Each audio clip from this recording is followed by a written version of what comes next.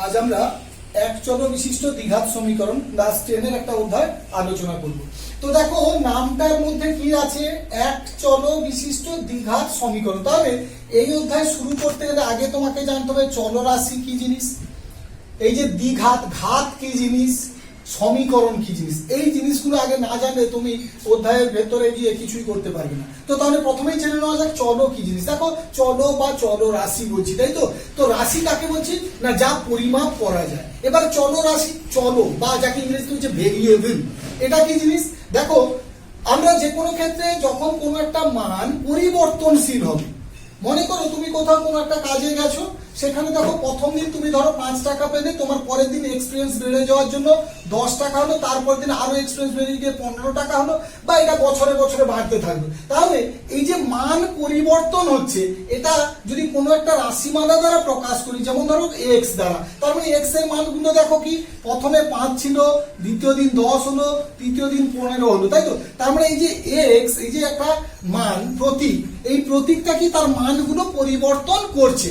এই প্রতীক তার মানে চল হচ্ছে একটা প্রতীক যা মানের পরিবর্তনকে প্রকাশ করবে, একেই আমরা চলরাশি বলবো। যেমন আমরা এক্স ওয়াই টি বিভিন্ন ক্ষেত্রে বিভিন্ন কিছু দ্বারা কি চিহ্নিত করতে পারি চলরাশি, বা ইংরেজিতে যাকে বলছি আমরা ভেরিয়েবল। তার মানে কি একটা প্রতীক, চল হচ্ছে একটা প্রতীক যে মানের পরিবর্তনকে প্রকাশ করবে।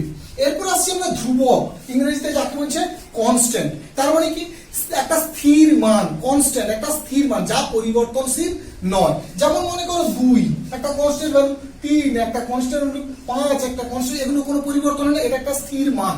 এবারে অনেক ক্ষেত্রে আমরা কনস্ট্যান্টকে এ বি সি এগুলো দ্বারাও ডিনোট করতে পারি বা ব্যবহার করে থাকি স্থির মান বোঝাতে। এবারে আসি রাশি মানা বা সংখ্যা মানা বা এক্সপ্রেশন, ইংরেজিতে বলছে এক্সপ্রেশন কি জিনিস। এই রাশি মানা কথাটার মধ্যে দেখো অনেকগুলো জিনিস থাকবে। তার মানে তো সংজ্ঞাটা এরকম যে কিছু চলরাশি, কিছু ধ্রুবক পদ বা উভয়, এবং বীজগাণিতিক যেসব প্রক্রিয়া আমাদের আছে, কি কি প্রক্রিয়া আছে, যোগ বিয়োগ গুণ ভাগ, এইসব প্রক্রিয়া চলরাশি এবং ধ্রুবক পদ সমন্বিত যে প্রকাশ, তাকেই আমরা বলবো রাশিমালা। যেমন 2 + 3x, 3 + 5, এগুলো প্রত্যেকটা একটা সংখ্যা মানা বা রাশিমালা বা এক্সপ্রেশন বলতে পারি আমরা। অর্থাৎ এখানে কি কি আছে দেখো, 2 একটা ধ্রুবক, 3 একটা ধ্রুবক, x একটা চলরাশি, আর মাঝে একটা বীজগাণিতিক প্রক্রিয়া যোগ চিহ্ন রইল। তাহলে ওই যে বলা আছে বীজগাণিতিক প্রক্রিয়া, রাশিমালা এবং ধ্রুবক পদ এদের সমন্বিত যে প্রকাশ, তাকেই আমরা বলবো কি রাশিমালা বা সংখ্যামালা বা এক্সপ্রেশন। এরপর দেখো আমরা জানবো যে বিষয়টা ঘাত, ঘাত বা ইংরেজিতে যাকে বলছি পাওয়ার, অনেকে ইন্ডিসেস বা সূচক বলে থাকে। দেখো ঘাত কি করছে না, কোনো একটা রাশিমালাকে কতবার গুণ করব সেটা প্রকাশ করছে। যেমন মনে করো x⁻3, এখানে এই 3টাকে আমরা ঘাত বা সূচক বলি। এ কি ইন্ডিকেট করছে না, x-টাকে তুমি 3 বার গুণ করবে। কবার গুণ করবে? 3 বার। তাহলে ঘাত এমন একটা জিনিস যে কি নির্দেশ করবে যে কোনো একটা রাশিমালা বা কোনো একটা ধ্রুবক পদকে কতবার গুণ করা হবে। যেমন মনে করো 2⁻2, তাহলে 2 কে কবার গুণ করতে হচ্ছে? 2 বার গুণ করতে হচ্ছে। এই যে মাথায় যেটা থাকছে একে ঘাত বা সূচক বা পাওয়ার আমরা বলছি। এরপর আছে সমীকরণ। দেখো এটা খুব ভাইটাল, তোমাদের ক্ষেত্রে সমীকরণ কাকে বলে খুব জানা জরুরি। দেখো বলা আছে দুটো রাশিমালা বা কয়েকটা রাশি, যখন কয়েকটা বলতে এখানে 2 এর বেশি হওয়া চলবে না কিন্তু। তার মানে কি আমি বলতে চাইছি যে শূন্যও থাকতে পারে, শূন্য একটা রাশিমালা হতে পারে, পরে আমি আলোচনা করব। যে দুটো রাশিমালা যখন সমান চিহ্ন দ্বারা সম্পর্ক যুক্ত হবে, যেমন মনে করো x² + 3 = 2x, অর্থাৎ দেখো এটা একটা রাশিমালা, এটা একটা রাশিমালা। দুটো রাশিমালা যখন সমান চিহ্ন দ্বারা সম্পর্ক যুক্ত হবে, তখন তাকেই আমরা কি বলবো? সমীকরণ। এবারে আসি যেটা অভেদ বা আইডেন্টিটি ইংরেজিতে বলছে। অভেদ কি জিনিস? বলা হচ্ছে যখন কোনো সমীকরণ x এর যে কোনো মানের জন্য সিদ্ধ হবে, একটা সমীকরণ অর্থাৎ যেটা সমান চিহ্ন দ্বারা সম্পর্কযুক্ত আছে, সে যদি x এর যে কোনো মানের জন্য, মানে চলরাশি x থাকতে পারে, y থাকতে পারে, t থাকতে পারে, অর্থাৎ যে কোনো মানের জন্য সিদ্ধ হবে, তখন তাকে আমরা অভেদ বা আইডেন্টিটি বলবো। এক্ষেত্রে মনে রাখবে তোমরা যে কোনো বীজগাণিতিক সূত্রাবলী, যেমন মনে করো আমি একটা দিচ্ছি a + b এর whole square, that is a² + 2ab + কত b²। তুমি a b যাই মান নাও, এক্ষেত্রে কি হবে? বাম সাইড তো ডান সাইড, অর্থাৎ কি ইকুয়েশনটাকে সিদ্ধ করবে। এগুলোকে আমরা অভেদ বলে থাকি। এরপর আসছে সহগ। যে কোনো রাশি মানা হতে পারে, যে কোনো সমীকরণ হতে পারে, চলরাশি যাই থাক না কেন তার সঙ্গে গুণ আকারে যে পদটা থাকে তাকেই আমরা বলি সহগ। যেমন আমি একটা সমীকরণ নিচ্ছি x square plus 3x minus 2 equal to 0। একটু দেখো এটা যদি সমীকরণ হয় তাহলে এখানে x এর সঙ্গে গুণ আকারে যে পদটা আছে 3, এই 3 হবে x এর সহগ। আবার দেখো x স্কয়ার একটা পদ, এর সঙ্গে কি কিছু নেই মানে 1 গুণ আকারে আছে, তাহলে x স্কয়ারের সহগ কত হবে 1। এগুলোকে ইংরেজিতে বলছে কোএফিসিয়েন্ট বা সহগ আমরা বলবো। তাহলে এখন আমাদের যে আলোচ্য বিষয় ছিল এক চল বিশিষ্ট দ্বিঘাত সমীকরণ, তার মানে চলরাশি সেখানে কটা থাকবে, একটাই থাকবে, তাই হলো কথাটা এক চল বিশিষ্ট দ্বিঘাত, অর্থাৎ x এর সর্বোচ্চ ঘাত 2 হবে। মানে আমি যদি একটা উদাহরণ নিই, মনে করো 2x square plus 3x plus 5 equal to 0। এইটা দেখো এখানে x দু জায়গাতে আছে থাকলেও x একটাই চলো, তাই এক চলো বিশিষ্ট দ্বিঘাত। কেন, এখানে x এর ঘাত 1, এখানে কত 2, তাহলে এই যে সমীকরণ যেহেতু সমান চিহ্ন আছে, এই সমীকরণের সর্বোচ্চ ঘাত কত হলো না x এর 2, তাই একে বলা হচ্ছে দ্বিঘাত সমীকরণ। তাহলে এটাই হলো আমার এক চল বিশিষ্ট একটা দ্বিঘাত সমীকরণ। এখানে কয়েকটা ছোট ছোট প্রশ্ন করে নিই আমি। x স্কয়ার তার সহগ কত হলো 2, তাহলে সহগ সম্বন্ধে আমাদের ধারণা হলো x এর সহগ। আচ্ছা যদি আমি এটাকে মাইনাস নিতাম তাহলে এখানে x এর সহগ কিন্তু 3 বলবো না, তখন উইথ সাইন, সহগ সবসময় উইথ সাইন, অর্থাৎ -3 বলতাম। আর 5 ধ্রুবক পদ, তাই তো। এবং এটাকে আরেকটা কথা বলা যায়, আমরা যেমন বলছি একে ধ্রুবক, তেমনি x টু দি পাওয়ার 0 এর সহগও বলতে পারি, কারণ x টু দি পাওয়ার 0 সমান কত হয় 1, যেহেতু নেই কনস্ট্যান্ট টার্ম, তাই একে আমরা অনেক সময় কি বলবো x টু দি পাওয়ার 0 এর। তো আজ আমরা কোষে দেখি 1.1 এর প্রথম অঙ্কগুলো একটু দেখি। কোনগুলি দ্বিঘাত বহুপদী সংখ্যা মালা। দেখো একটু আগে আলোচনা করেছি সংখ্যা মালা গুলোতে কি আছে, শুধু এক্সপ্রেশন, তাই তো। তো এখানে দেখো দ্বিঘাত বলেছে মানে x এর সর্বোচ্চ ঘাত 2। এটা বোঝাতে গেলে প্রথম অঙ্কটা নি 2x square minus 7x plus 2। এই যে সংখ্যা মালা বা রাশি মালা, এখানে চলরাশিকে x এর এখানে দেখো ঘাত কত 1, এটাতে কত 2, তাহলে সর্বোচ্চ ঘাত কত আছে এখানে 2, তাহলে এটা অবশ্যই দ্বিঘাত সংখ্যা মালা, দ্বিঘাত সংখ্যা মালা বা রাশি মালা বলতে পারে। এরপর আসি দ্বিতীয়টার ক্ষেত্রে, দেখো 7x two the power 5 minus x into x plus 2। তো একে সিম্পলিফাই করে নিই, 7x two the power 5 minus x square minus 2x। তাহলে দেখা যাচ্ছে দেখো 3 নম্বর পদটাতে x এর ঘাত কত 1, 2 নম্বরে x এর ঘাত কত 2, এখানে প্রথম পদটাতে কত আছে যে x এর ঘাত 5।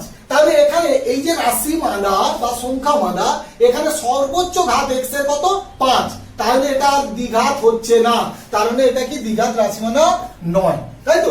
এর পরেরটাতে আসি, দেখো এটাও সিম্পলিফাই করা নেই, আমাদের করে নাও 2x স্কয়ার 5 দুগুণে কত 10x প্লাস কত 1। তাহলে দেখা যাচ্ছে দেখো এটা ধ্রুবক পদ, এটা x যুক্ত পদ, আর এটা x স্কয়ার যুক্ত পদ, তাহলে x এর সর্বোচ্চ ঘাত কত 2, তাহলে এটা দ্বিঘাত সংখ্যা মালা হবে। তাহলে দ্বিঘাত সংখ্যা মালা। এরপরেরটা আসি, দেখো 2x মাইনাস 1, তাহলে এটা তো ধ্রুবক পদ আর এটা x যুক্ত পদ, আর কোন x স্কয়ার যুক্ত পদ এখানে নেই, তাহলে x এর সর্বোচ্চ ঘাত কত এখানে 1, তাহলে এটা কি দ্বিঘাত রাশিমালা বা সংখ্যামালা হবে না। তাহলে বুঝতে পারলাম যে যে সকল রাশিমালা বা সংখ্যামালার x এর মানে চলরাশির সর্বোচ্চ ঘাত 2, তাদেরকেই আমরা দ্বিঘাত বহুপদী সংখ্যামালা বলবো, আদারওয়াইজ নয়। দুয়ের দাগের দেখো নিচের সমীকরণগুলির কোনটি ax square plus bx plus c equals to 0, যেখানে a b c বাস্তব এবং a নট ইকুয়ালস টু 0 আকারে লেখা যায়। দেখো এইটা সবসময় বুঝিয়ে দিই তোমাদের, a নট ইকুয়ালস টু 0 লেখার কারণ, যদি তুমি এই সমীকরণে a ইকুয়ালস টু 0 হয়ে যায় তাহলে সে দ্বিঘাত সমীকরণ হবে না, তাই অবশ্যই তোমাকে উল্লেখ করতে হবে a নট ইকুয়ালস টু 0, অর্থাৎ a 0 নয়, সেক্ষেত্রে এটা কি দ্বিঘাত সমীকরণ। এবার হলো b c, দেখো ওগুলো যদি 0 হয় কোনো অসুবিধা নেই, কারণ সেক্ষেত্রেও x এর সর্বোচ্চ ঘাত 2 থাকবে, তাই তাকে আমরা দ্বিঘাত সমীকরণ বলতে পারবো, শুধুমাত্র a নট ইকুয়ালস টু 0 হবে। তো দেখা যাক এখানে আমি 4টা অঙ্ক নিয়েছি, এই 4টার মধ্যে কোনটা দ্বিঘাত সমীকরণ অর্থাৎ ওই আকারে লেখা যাচ্ছে দেখি। আমি প্রথম দেখো একের দাগের অঙ্কটাকে নিচ্ছি, x minus 1 plus 1/x equals to 0। So বা এটা যদি সলিউশন করতে যাই, আমি সমাধান করি যেটাকে বলি, যে যদি যোগ করি দশাও করো কত হচ্ছে x, তাহলে x আর x গুণ হয়ে গেলে কত হবে x square minus 1 into x, x plus কি x এর উপরে 1 আছে 1 ইকুয়ালস টু কত 0, বা তুমি ওটাকে কি লিখতে পারো x square minus x plus one equals to zero. Extra কি হলো এদিকে গুণ হয়ে গেল জিরোর সঙ্গে। তাহলে দেখো এই যে সমীকরণ এখানে দেখো আমি বলতে পারি এইটা কি A X square plus B x plus C আকারে লেখা, যেখানে এটা ওয়ান, বি সমান মাইনাস ওয়ান, সি সমান ওয়ান, তাই তো obviously A not equals to zero. তাহলে এটাকে কি লেখা যাবে, অর্থাৎ ওই আকারে কি লিখতে আমরা পারি, তাই তো এটাই আমরা বলতে পারছি এক নম্বরের ক্ষেত্রে। দু নম্বরটা নিয়ে চেক করি একটু। দেখো দু নম্বরে কি ছিল x plus 3/x is equal to x square, বা যদি যোগ করে নাও দেখো এক্স লসাগু হলো, এই দিকটা আমি যোগ করছি x x x square plus 3 is equal to x square, বা কি হবে x square plus 3 is equal two কত এক্স কিউব। বা তুমি যদি সবগুলো একদিকে আনো এক্স স্কোয়ার এটাকে পাশে নিয়ে যাও তো মাইনাস এক্স স্কোয়ার, 3টাকে নিয়ে যাও মাইনাস 3 ইকুয়াল টু 0। তাহলে এখানে লক্ষ্য করো x square plus B x plus c, এই যে ফর্ম এখানে কি আসছে, আসছে না, কারণ এখানে এক্স এর সর্বোচ্চ ঘাত কি কিউব চলে এসছে, তার মানে এটা কি হবে না, অর্থাৎ ওইভাবে প্রকাশ করতে আমরা পারবো না। এবার আমি 3 নম্বর কেসটাতে আসি, ঠিক আছে। 3 নম্বরে কি আছে একটু দেখে নিই। দেখো 3 নম্বর কেসটাতে আছে x square minus 6 root x plus 2 equals to 0। এইখানে দেখো এক্স স্কোয়ার যুক্ত পদ থাকলেও এক্স যুক্ত পদ নেই, রুট এক্স আছে, তাই এটা এক্ষেত্রে আমরা কি এর সঙ্গে তুলনা করতে পারি না, ফলে এটা কি বা এই সমীকরণকে আমরা ওইভাবে প্রকাশ করতে পারবো না, ঠিক আছে। এরপর আসছে 4 দাগের প্রশ্নটা, 2x মাইনাস 2 এর whole square is equal to x square minus 4x plus 4। দেখো এটা পরিষ্কার তোমরা বুঝতেই পারছো যে এটা একটা কি বীজগাণিতিক সূত্র, তাই তো সূত্রটা যদি দুদিক থেকে লিখে পারো, হ্যাঁ কি হবে x square minus 4x plus 4 হবে, তার মানে দুদিক সমান হচ্ছে, তার মানে তুমি ওই x square plus bx plus c equal to 0 আকারে প্রকাশ করতে পারো না, বলবে ইহা কি বীজগাণিতিক সূত্র, বীজগাণিতিক। তো এক্ষেত্রে তার মানে কি হচ্ছে না অভেদ, বীজগাণিতিক সূত্র মানেই তো আমরা কি জানি অভেদ, তার মানে একে কি প্রকাশ করা যাবে না কি আকারে, ওই প্রদত্ত সমীকরণ বা প্রদত্ত যে সমীকরণ দিয়েছে x square plus bx plus c প্রকাশ করা যাবে না। বোঝা গেল কথাটা? অর্থাৎ যে সকল সমীকরণগুলোর ক্ষেত্রে এ বি সি তুমি পারফেক্ট ভাবে বের করতে পারছো সেগুলোই প্রকাশ করা গেল, আর যেগুলো করা যায়নি অর্থাৎ অভেদকে তো আর ওইভাবে সমীকরণ আকারে প্রকাশ করা যাবে না। দেখো 3 দাগের প্রশ্নটা আছে x to the power 6 minus x cube minus 2 equal to 0, সমীকরণটি চলের কোন ঘাতের সাপেক্ষে একটি দ্বিঘাত সমীকরণ তা নির্ণয় করি, তাই তো। তো দেখো দ্বিঘাত সমীকরণ আমাকে বের করতে হবে, এবারে চলের কোনো একটা ঘাতের রেসপেক্টে দ্বিঘাত বানাতে বলছে, তো সমীকরণটা কি আছে লিখে নাও। দেখো এখানে পরিষ্কার বোঝা যাচ্ছে দুই ঘাত, ঘাতের দুই পাওয়ার চাইছে, তো তাহলে এটা পরিষ্কার। দেখো আমি এটাকে এরকম লিখতে পারি x কিউবের whole square that is x to the power 6 minus x cube minus 2 equal to 0। এবার তুমি x কিউব কে যদি y ভেবে নাও y square minus y minus 2, তার মানে একটা কি y এর একটা দ্বিঘাত সমীকরণ হলো, যেখানে কি লিখবে না y সমান x কিউব, তাই তো। তার মানে তোমাকে যে প্রশ্নটা করেছিল চলের কোন ঘাতের সাপেক্ষে, চলের ত্রিঘাতের সাপেক্ষে, এটা একটা কি হলো দ্বিঘাত সমীকরণ। তাহলে কি লিখবে অতএব চলের ত্রিঘাতের সাপেক্ষে, ত্রিঘাতের সাপেক্ষে কি সমীকরণ দ্বিঘাত সমীকরণ হবে। বোঝা গেল? প্রশ্নটা কি আছে এতে 4 দাগের এতে a minus 2 into x square plus 3x plus 5 equal to 0 সমীকরণটি a এর কোন মানের জন্য দ্বিঘাত সমীকরণ হবে না। দেখো তোমাদেরকে একটু আগে আলোচনা করছি কোন একটা সমীকরণ দ্বিঘাত হবে কি হবে না, মূল কিন্তু ওই x স্কয়ারের সহগের উপর ডিপেন্ড করছে। x স্কয়ারের সহগ যদি 0 হয়ে যায় তাহলে দ্বিঘাত সমীকরণ হবে না, আর যদি 0 না হয় হবে।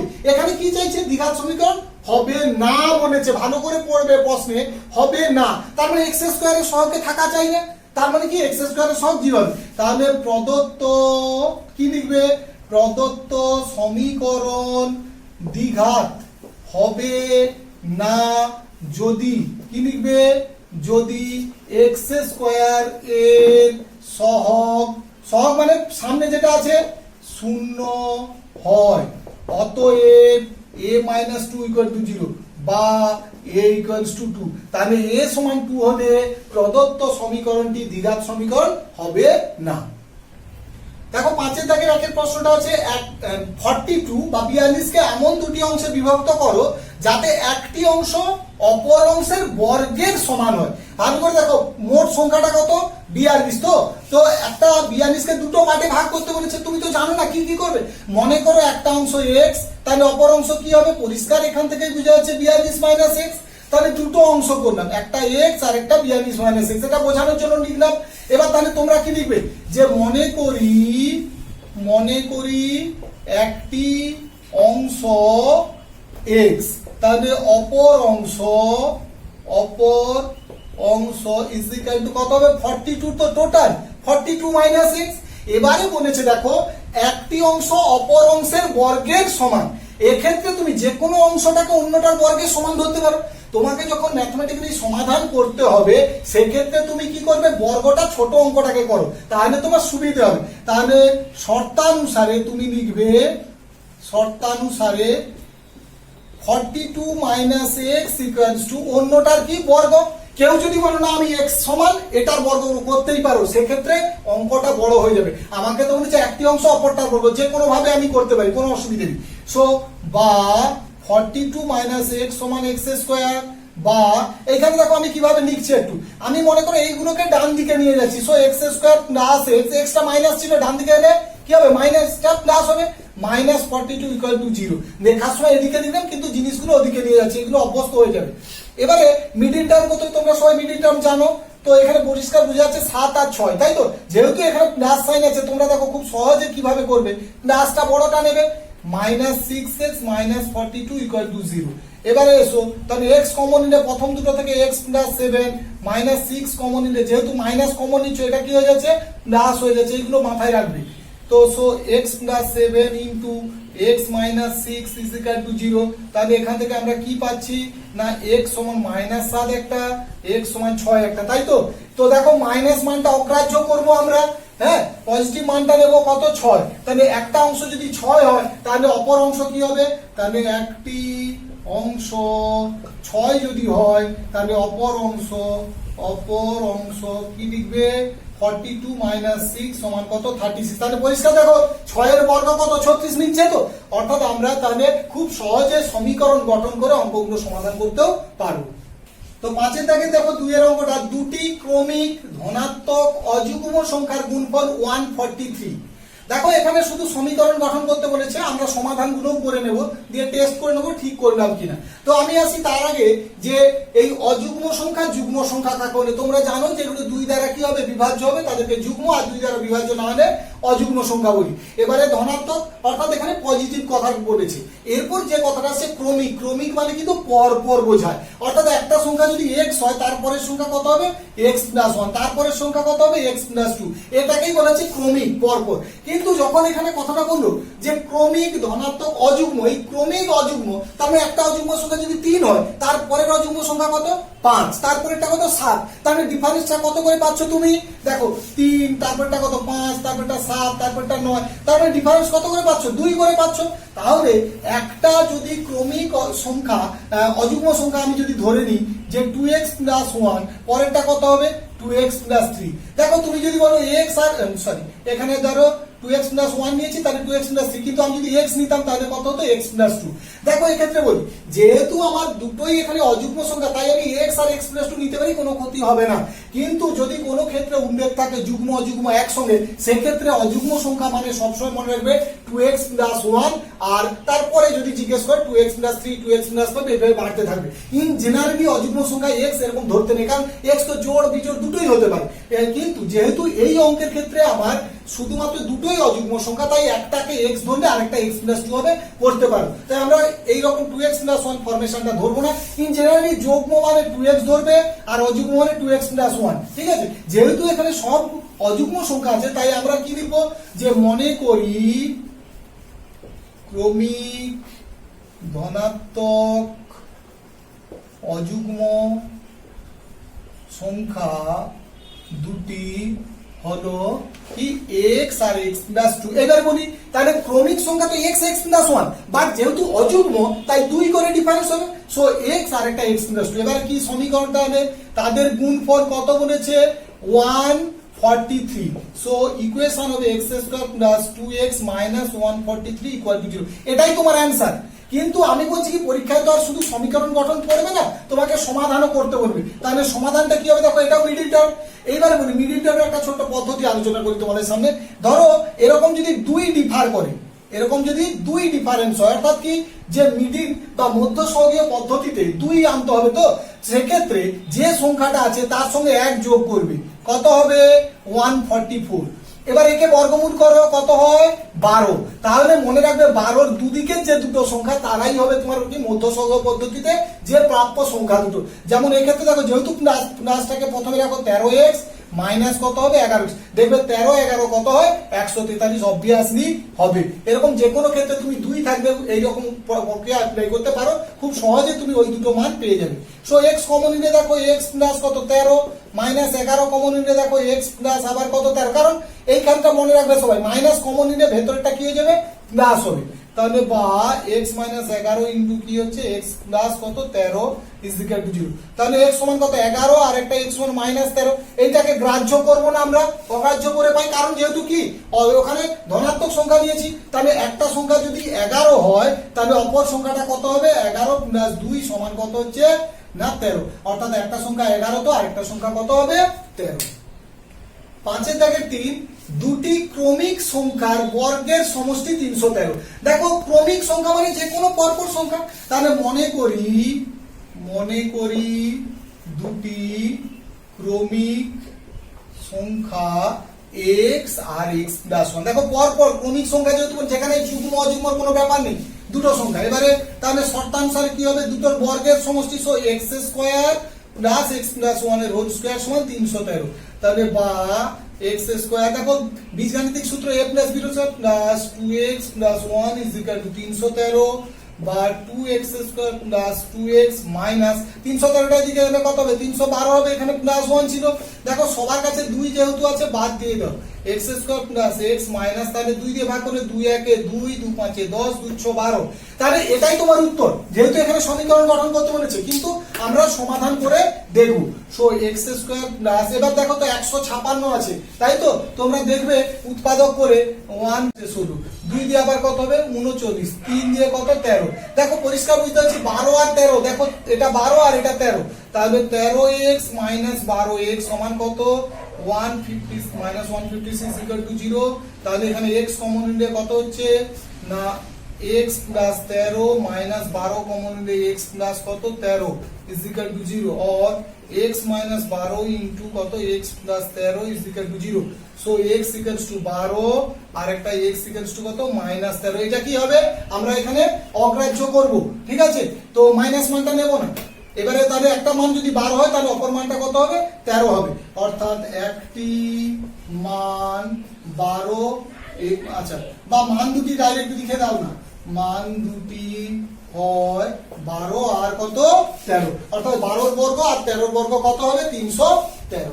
সমস্যা দুই একটা দেখো x বাই 4 মাইনাস x সমান 1/3x, একে ax square plus bx plus c equal to 0, যেখানে a নট ইকুয়াল টু 0 দ্বিঘাত সমীকরণের আকারে প্রকাশ করলে x এর সহগ কত হবে তা নির্ণয় করি। সরাসরি আমরা গুণ করে নিই, 3x ইন্টু কোনাকুনি যেটাকে গুণ করে বজ্রগুণের মতো, 3x স্কয়ার সমান 4x মাইনাস, সেক্ষেত্রে দেখো তাহলে 3x square plus x minus 4 equal to 0 হচ্ছে। এইবার আমার তো তার মানে দ্বিঘাত সমীকরণ চলে এসছে, কার সহগ চাইছে x এর সহগ। দেখো এখানে x যুক্ত পদ এইটা, তার সঙ্গে কি এখানে কিছু নেই মানে 1, আর এই প্লাস চিহ্ন আছে, সো ডাইরেক্ট উত্তর হবে শুধু তোমার 1, অতএব x এর সহগ কত 1।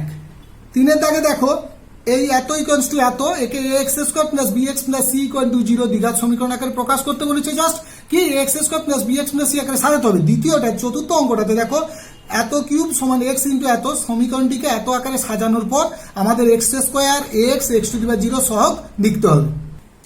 তাহলে প্রথমেই দেখি 3 দাগে দেখো 3x² প্লাস 7x প্লাস 23 ছিল, এইদিকে শুধু গুণ আকারে দুটো পদ ছিল, গুণ করছি দেখো x into x x square, x into 3 3x, 4 into x 4x, 4 3 12, আর এদিকে প্লাস 2 ছিল।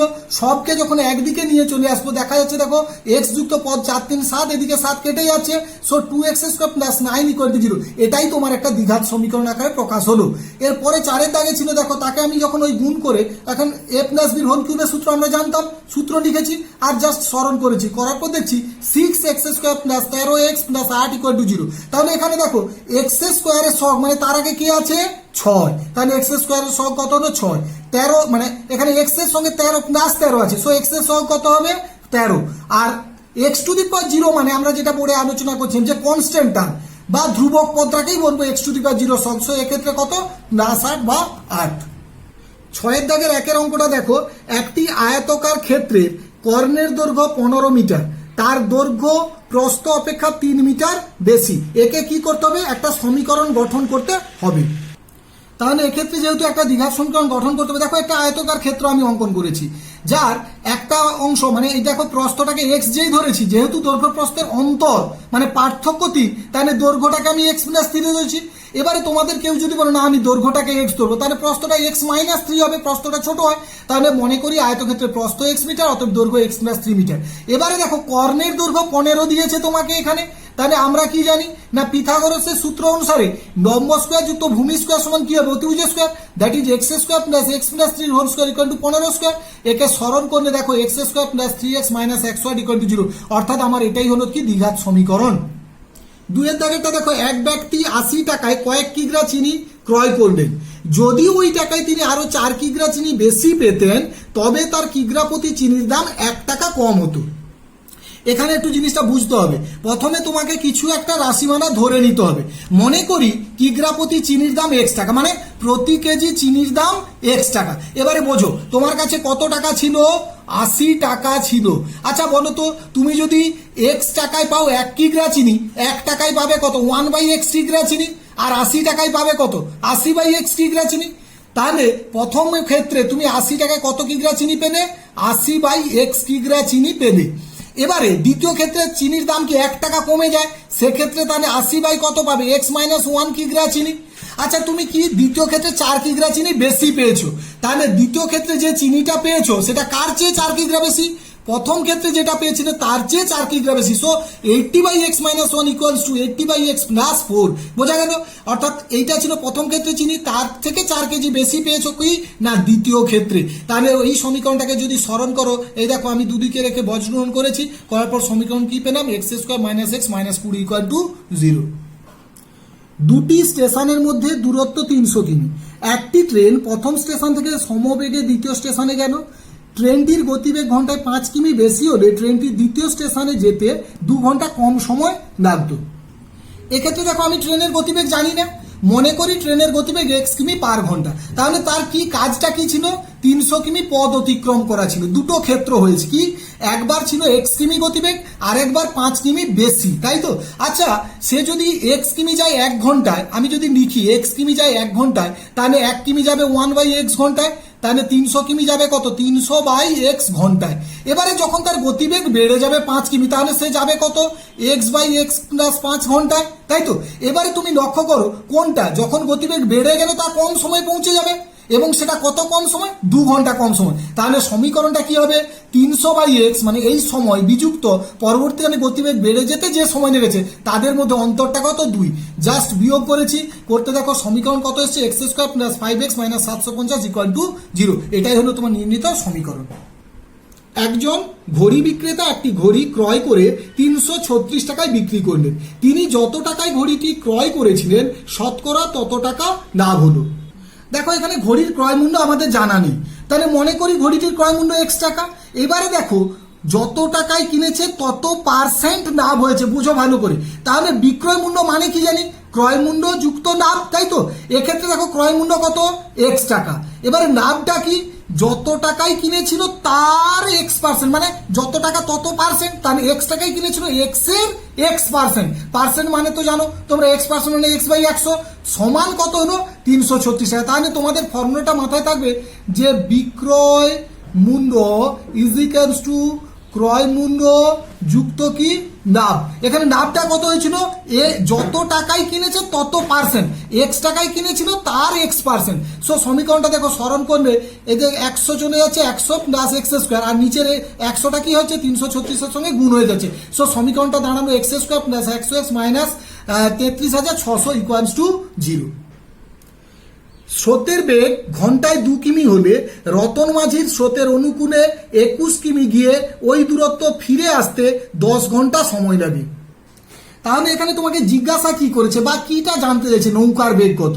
নৌকার বেগ মনে করি x কিমি পার ঘন্টা। এক্ষেত্রে কয়েকটা জিনিস তোমাদের জানতে হবে, অনুকূলে বেগ কি, প্রতিকূলে বেগ কি।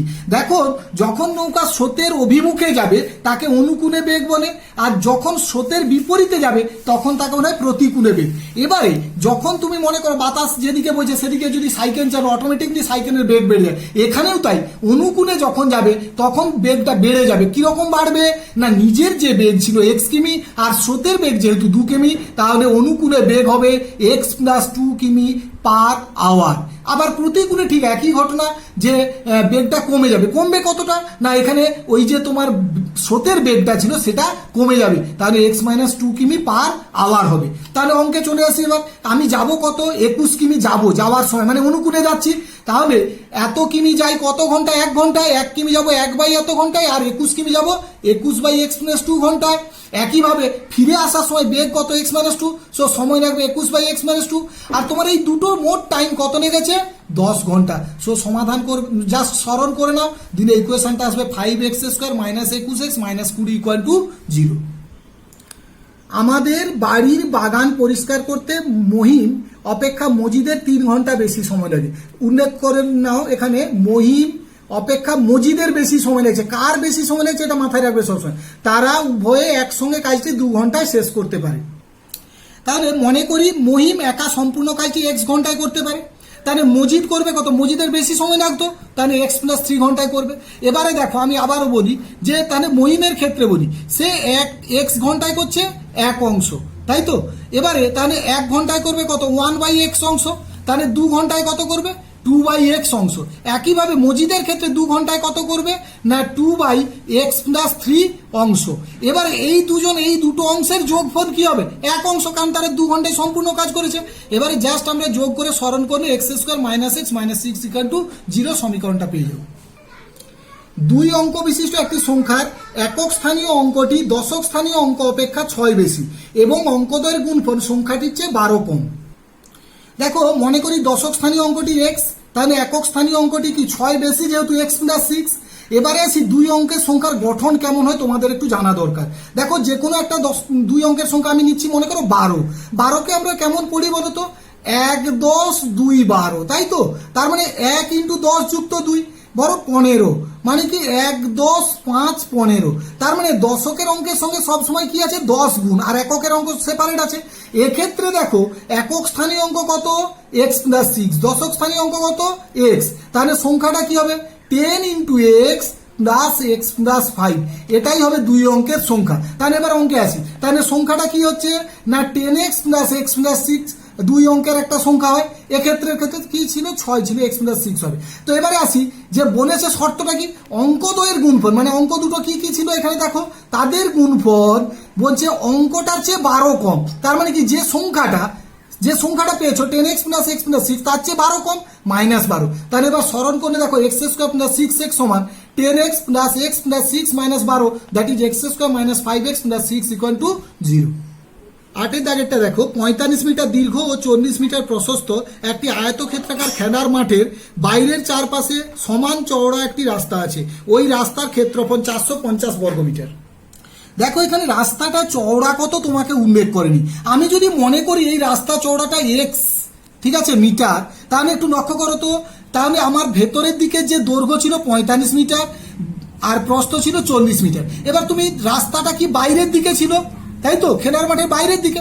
তাহলে বাইরের দিকে যদি রাস্তা থাকে, দেখো দৈর্ঘ্যটা দুদিকে বাড়ছে x করে, তার মানে কি এদিকে x এদিকে 2x বাড়লো।